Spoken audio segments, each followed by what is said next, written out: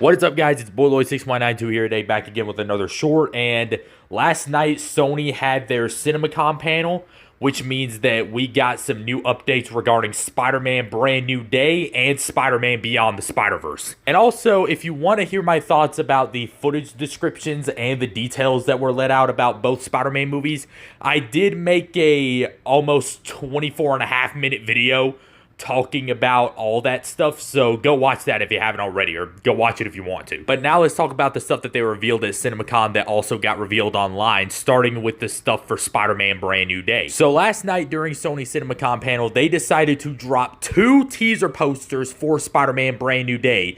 And I gotta say, these teaser posters look, dare I say it, amazing. The first poster that I wanted to show you guys for Brand New Day is this poster of Spider-Man fighting the Hand. And I think this is a great looking poster. I love the way that the Hand are all grouped up with what looks like their leader in the middle.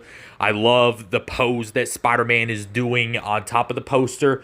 And also, interestingly enough, it looks like Spider-Man is not wearing web shooters in this poster. So they're not really hiding the fact that Tom Holland's Spider-Man is probably going to end up getting organic webbing in this movie. But this poster is probably my favorite out of the 2 that they revealed. This poster looks absolutely beautiful. It feels like every version of Spider-Man has to have at least one poster where someone is reflected in Spider-Man's eye lenses, like Spider-Man 2 did it, The Amazing Spider-Man 2 did it. Heck, even Across the Spider-Verse did it. But I'm not gonna lie, in terms of the live action ones, this is probably my favorite. But now with the Brand New Day stuff out of the way, let's go ahead and talk about the 4 new images that they revealed for Spider-Man Beyond the Spider-Verse. First up, we have this image of Miles Morales with his dad, Jeff Morales.